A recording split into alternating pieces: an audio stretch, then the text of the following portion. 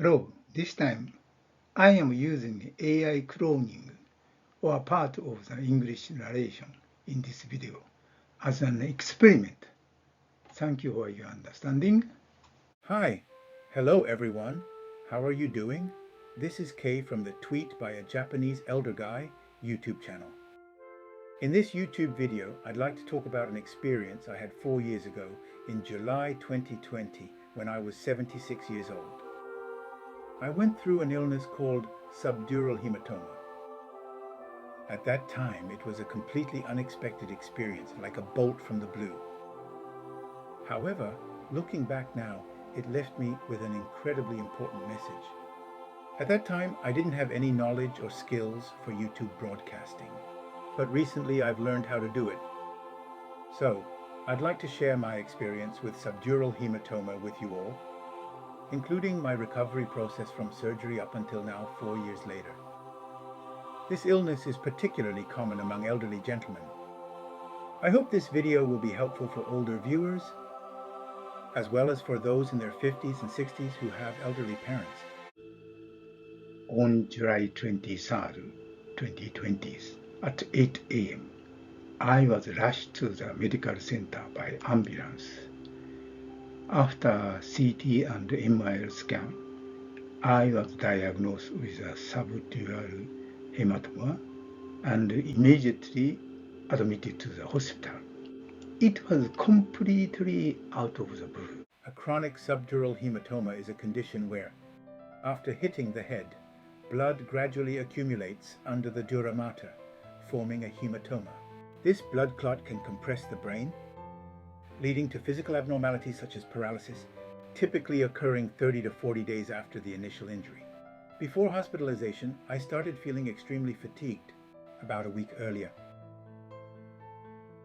On Saturday, July 18th, after returning home from a trip to Fukuoka, I felt an intense fatigue, no fever, appetite was fine. It wasn't COVID. On Monday, July the 20th, I went to my regular doctor for a checkup. Blood pressure, pulse, etc. But nothing seemed out of the ordinary. My younger brother, a sporty guy, had passed away from pancreatic cancer at the age of 65 2 years earlier in 2019, so I was worried about this cancer. But my serum amylase, a marker for pancreatic cancer, was 62, which is within the normal range. Not knowing what was causing my symptoms, I was really at a loss. On the other hand, my wife had noticed unusual behavior from me for several weeks. 1. Spilling food during meals. 2. My speech was unclear at the ends of sentences. 3. My reactions were slow. In short, these were some typical signs of senile dementia. My symptoms just before being hospitalized were really intense. First, about 3 days before, I noticed something was wrong with my right hand. While typing on the PC, I started making more mistakes with my right finger. It wasn't just that I made more mistakes. I couldn't type correctly no matter how many times I tried. At the same time, I couldn't recall English spellings. For example, I wanted to type timing rule, but although I could say it, I couldn't spell it out. This really shocked me. I frequently exchange emails with overseas contacts, but it started taking me 5 to 10 times longer to finish even a short email. On the night of July 23rd, I realized something was seriously wrong. Following my wife's strong advice, we called an ambulance. I was taken to K Medical Center. CT and MRI scans immediately confirmed that I had a subdural hematoma. Bleeding was gradually progressing under the dura mater on the left side, eventually reaching a saturated state and pressing on my brain, causing abnormal symptoms. Brain controls the motion skills and language activities on the right side of the body. 1. More than anything, I felt relieved because I finally identified the cause and was freed from the vague anxiety I had been feeling. 2. I was also relieved to hear that the surgery would only take about 30 minutes under local anesthesia, though I was a bit worried about the fact that they would need to drill a hole in my skull. Unfortunately, the 4-day holiday started from July 23rd, but the hospital decided to schedule the surgery for Sunday, July 26th. I was able to receive sufficient care in the emergency care unit for 3 days, so I didn't have to worry about burdening my family. However, during those 3 days, the paralysis in my right hand and foot progressed rapidly. It was really frightening. At first, I felt a bit unusual with my right hand, but I could still eat with my right hand. Though it took a little longer, the next days, even when I tried to lift my right arm, it would just hang halfway down. I could barely use my right hand to eat, but simple tasks like picking up food or scooping it took longer time. Then, by the night before the surgery and the morning of the surgery days, my right hand had almost completely stopped functioning. I could not lift it at all. I had to use my left hand to eat, taking a tremendous amount of time. I could not help but worry if I would be left with permanent after effects. But my doctor calmly reassured me, saying the surgery will take care of it. Oh. The surgery went smoothly under local anesthesia. These are the CT image before and after surgeries. The left image shows a pre-surgery CT scan, where the right side of the brain is being compressed by the accumulated hematoma.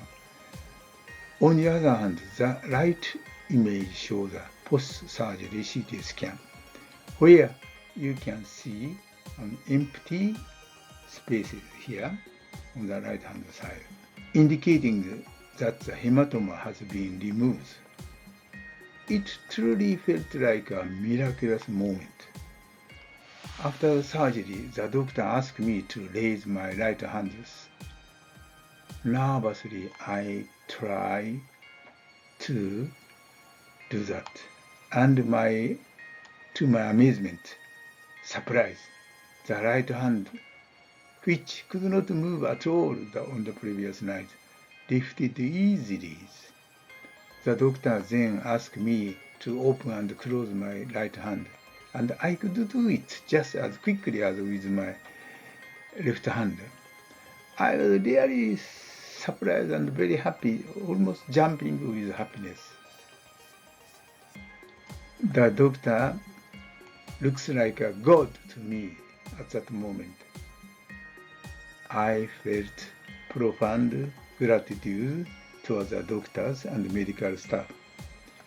At this point, they determined there were no lasting side effects, and I began rehabilitation from the next day. But I'll never forget the overwhelming joys I felt on that day. The cause of chronic subdural hematoma is said to be a head injury, as I mentioned before.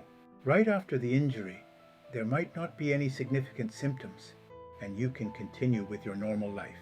However, after 30 to 40 days, the bleeding under the dura mater can become saturated, press against the brain, and various symptoms such as fatigue, physical abnormalities, and paralysis may appear. In my case, on June 19th, about a month before, I was playing tag with my first grade grandchild in the park. I remembered that I had slipped on the wet grass from the previous day's rain and fell. To be honest, I only had a slight pain in my side, and don't recall hitting my head, but it seems this might be the cause. The term chronic in chronic subdural hematoma refers to the fact that it takes 30 to 40 days for symptoms like fatigue or paralysis to appear after a fall or head injury. In acute cases, symptoms appear immediately after the head injury, making it more dangerous. In chronic cases, even during the period when there are no symptoms, my spouse noticed something was abnormal about me. These subtle signs from close family members are crucial, and it's important to listen to their observations and advice. Unfortunately, I missed these warnings. This is a record of my walking steps from June to July 2020. Since I have been enjoying slow jogging every morning since I was 71, my step count is higher than that of someone who only takes regular walks. June and July are the rainy season, so I can't run when it rains. The decrease in steps after the tripping is likely due to the rain. As you can see, by the end of June and early July, I was running over 10,000 steps almost daily. When I think about it now, I did start experiencing symptoms of fatigue about 10 days before being hospitalized, but it was an unexplained physical problem. When I went to see a doctor, I was diagnosed with something as minor as summer fatigue, so I kept procrastinating until it suddenly worsened, leading to my hospitalization. I didn't even consider going to a neurosurgeon. After surgery on July 26th, we began rehabilitation from July 29th. There are two goals for this. One, to achieve physical and linguistic recovery from the surgery, and two, to ensure I could resume daily life without big problem after leaving the hospital. Here's a video of me walking for the first time after surgery without a wheelchair.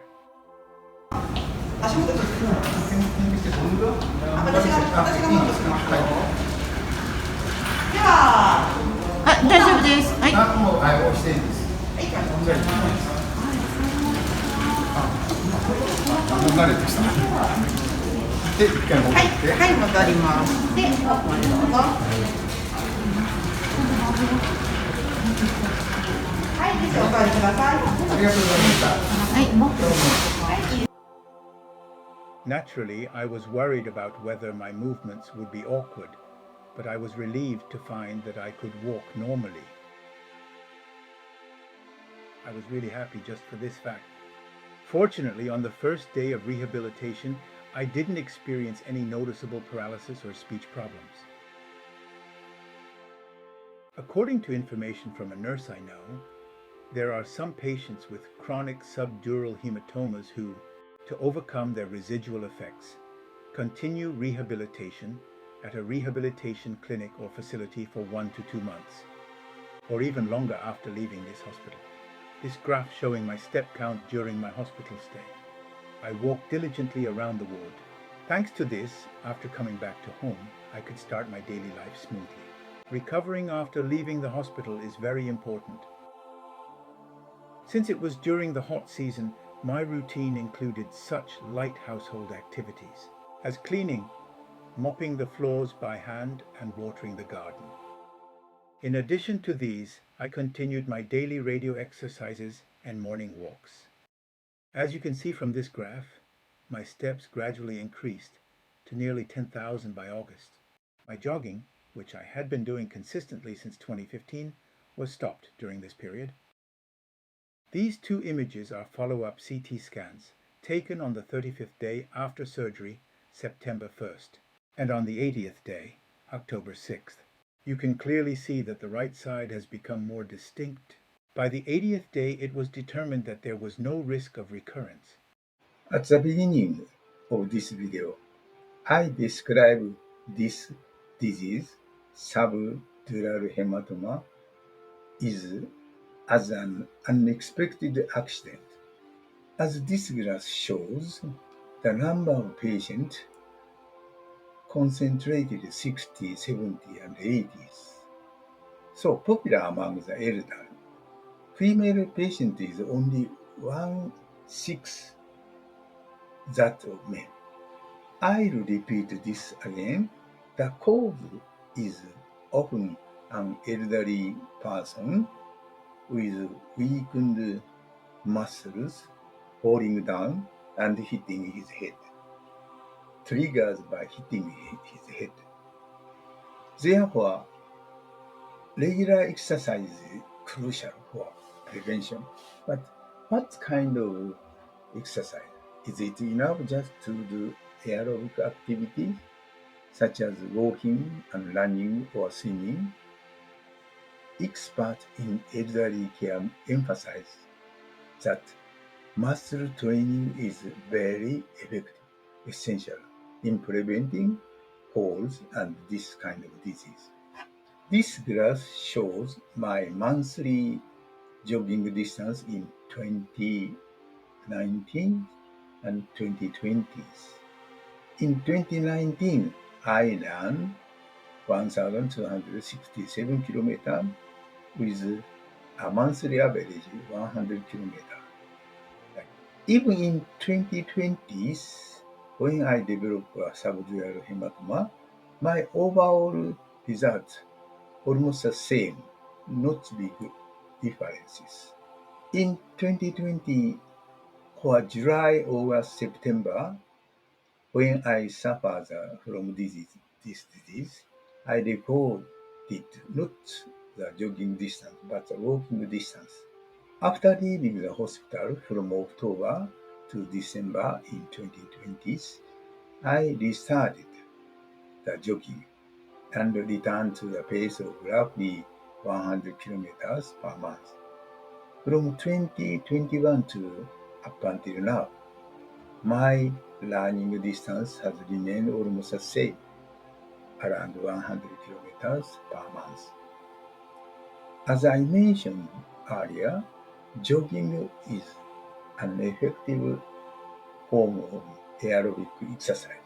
But after experiencing this disease, I have come to realize the importance of muscle training, especially for elderly people. So I started muscle training at gyms. Of course, I can start training at home, but in my own case, I cannot continue that training at home by myself. That's why I joined the Anytime Fitness Club and have been continuing to do so training there. So far, I completed 347 sessions at gyms, each time about 50 minutes.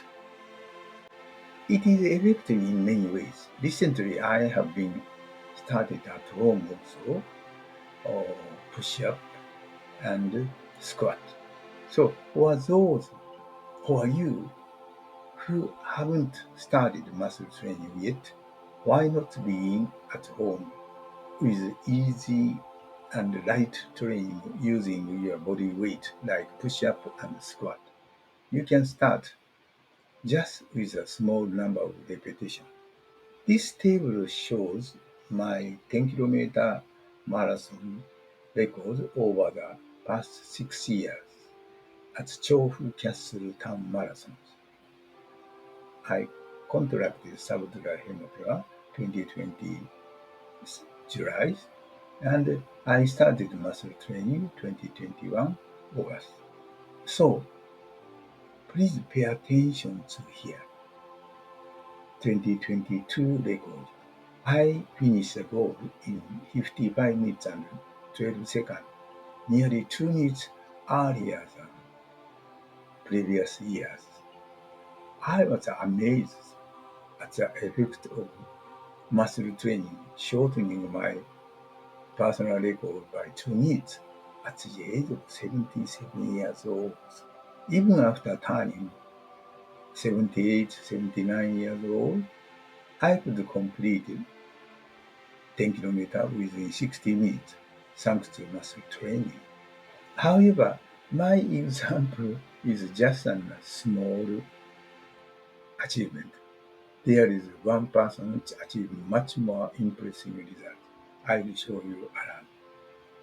This famous comedian started muscle training at the age of 86 at Rise Up gyms.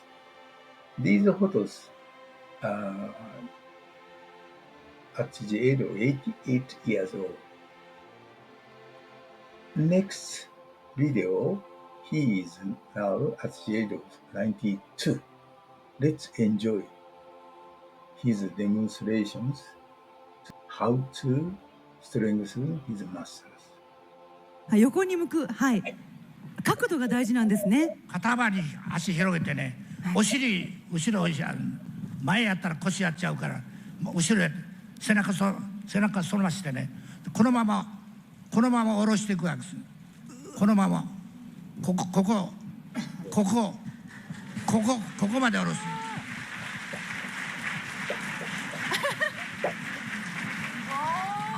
これはきついですね。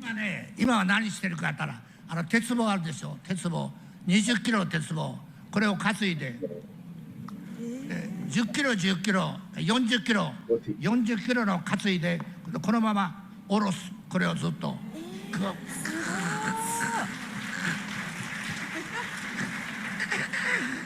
これやります。これ13回やります。かける3回。すごいでしょ。 So how did you feel about this? Amazing, isn't it? He is now 92 years old.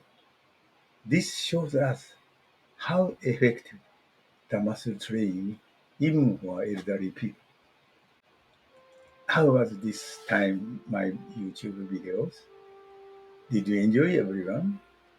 It has been 4 years since I unexpectedly experienced a subdural hematoma, and now at the age of 80, I am deeply grateful to my Buddha that I am able to share my information with you on YouTube like this in a good health condition. By enjoying aerobic exercise like walking and jogging together with muscle training, we can also enjoy our healthy lifespan like Mr. Omura. To do so, it is best to start preparing from your 60 or even 50. One lesson from this experience: we should focus not only on saving money, but also on saving muscle, building muscles. I hope this video has been helpful to you. See you again soon. Take care. Bye bye.